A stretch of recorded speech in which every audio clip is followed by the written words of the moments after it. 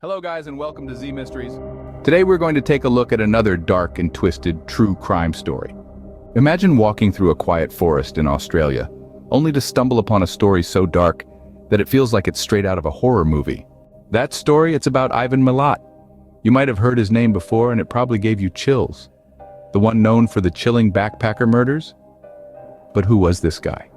Why did he do those horrible things? Born in 1944, in Guildford, New South Wales, Milat was the fifth of 14 children in a Yugoslav immigrant family. His childhood was anything but ordinary. The Milat household was a turbulent one, rife with domestic violence and frequent brushes with the law. His father, Stjepan, was a hard man, strict and unforgiving. The apple, as they say, didn't fall far from the tree. What drives a man to kill, and why did Milat choose the ones he did? These questions have haunted the minds of criminologists, psychologists, and true crime enthusiasts for years. Ivan Milat, infamous for the chilling backpacker murders, was no ordinary criminal. His heinous acts were driven by a complex web of motives that are both terrifying and intriguing.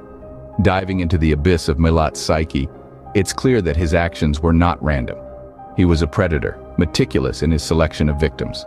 He targeted young backpackers, often lured by their vulnerability and the thrill of the hunt. But why backpackers? Some speculate it was a twisted power dynamic, a way for Milat to exert control and dominance over individuals who were far from their homes and support systems. The specifics of his crimes were as chilling as the man himself. Each murder was carried out with a cold, calculated precision that sent shivers down the spine of even the most seasoned investigators. The victims were brutally slain, their bodies left in the Belanglo State Forest, a grim testament to Milat's violent spree. Forensic evidence, including bullet casings and personal belongings of the victims, painted a horrifying picture of the terror they must have faced. Yet it was not just the brutality of the murders that was shocking, but also the audacity of the killer. Milat didn't just kill, he made his victims suffer, often torturing them before ending their lives. This sadistic pleasure in inflicting pain indicated a deeply troubling and disturbed psyche. Each victim, each piece of evidence was carefully selected and placed by Milat in his horrifying game of death. He left behind a chilling trail, a puzzle that investigators would spend years trying to piece together. But like all puzzles, even this one had a solution. A solution that would lead to the unraveling of one of Australia's most feared serial killers. Every piece of evidence, every victim was a part of Milat's horrifying puzzle. But how did this puzzle come undone? Let's delve deeper into the investigation that finally brought an end to this reign of terror. Every crime has its reckoning. For Ivan Milat, it was a painstaking investigation that finally led to his capture. The man known for the backpacker murders was not brought down by a single stroke of luck, but rather by the relentless pursuit of justice. It was a game of cat and mouse that spanned across years, involving countless hours of surveillance, a myriad of search warrants, and the careful piecing together of the grim jigsaw of his heinous acts. The investigation into Milat's crimes was a maze of intricate details, each one pointing to the same horrifying conclusion. The discovery of the victims' belongings in Milat's home, the chilling similarity in the modus operandi of each murder, and the damning testimony from his own family members all formed the strands of the net that would eventually ensnare him. But the road to his capture was not without its pitfalls. Critical mistakes were made, leads were overlooked, and valuable time was lost. Yet, the resolve of the investigators never wavered. They knew they were hunting a monster, and each setback only served to fuel their determination. And while the investigators tirelessly worked to unmask the monster, the families of the victims grappled with the grim reality of their loss.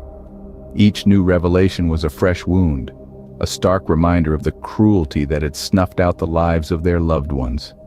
They bore their grief with dignity, their resilience a testament to the human spirit's ability to endure even the most unbearable pain.